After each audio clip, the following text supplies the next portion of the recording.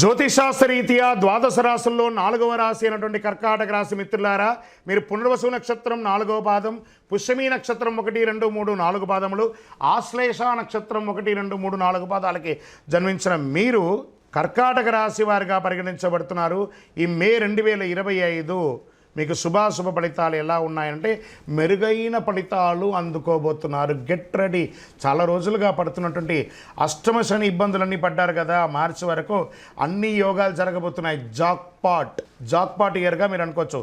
కుజుడు ఈ నెల బలహీన స్థితిలో ఉంటాడు. మొదటి ఇంట్లో బలమైన కుజుడు, మొదటి అర్ధభాగంలో 5వ ఇంటిపైన బృహస్పతి మంచిది, లాభగ్రహానికి అధిపతి అయినటువంటి శుక్రుడు ఆర్థిక సమస్యలకు సంబంధించిన కొన్నిసార్లు అన్నిటిని తొలగించి అదృష్టంలోకి తీసుకెళ్తాడు.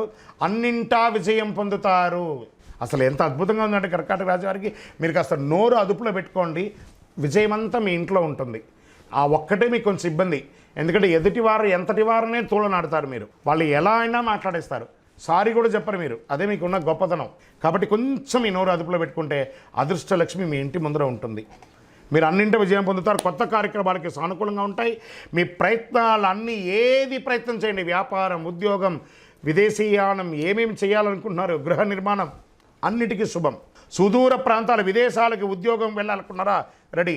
సుదూర ప్రాంతాల్లో ఉన్నారా, మీకు పర్మనెంట్ వీసా, గ్రీన్ కార్డ్ లాంటిదా, అది అవుతుంది. మీరు పదోన్నతి పొందుతారు, ఉద్యోగంలో అదనపు బాధ్యతలు పొందుతారు, గొప్ప స్థితిలో ఉంటారు. సివిల్స్ రాసే వాళ్ళకి ఇది ఒక మంచిదండి. విద్యార్థులకి మంచి అవకాశాల్లో ఉంటాయి. సంపాదన కూడా విపరీతంగా పెరిగే అవకాశాలు ఉన్నాయి. వ్యాపారంలో పాత నిలవ ఉన్నటువంటి వస్తువులన్నీ అమ్ముడుపోతుంది. Expansion of your business, multiple ప్లేస్లో మీ స్టోర్స్ ఓపెన్ చేయడం, విదేశీయ చేయడం, ఇండస్ట్రీస్ వాళ్ళకి చాలా బాగుండడము, ఇండస్ట్రీ టూర్ చేయడము చాలా గొప్పగా జరుగుతుందండి. మీకు ఈ నెలలో మొదటి భాగంలో పై అధికారులు, ఉద్యోగం చేసే వాళ్ళకి చిన్న మాట పట్టింపు ఉన్నా కూడా మళ్ళీ అది గౌరవింపబడతారు.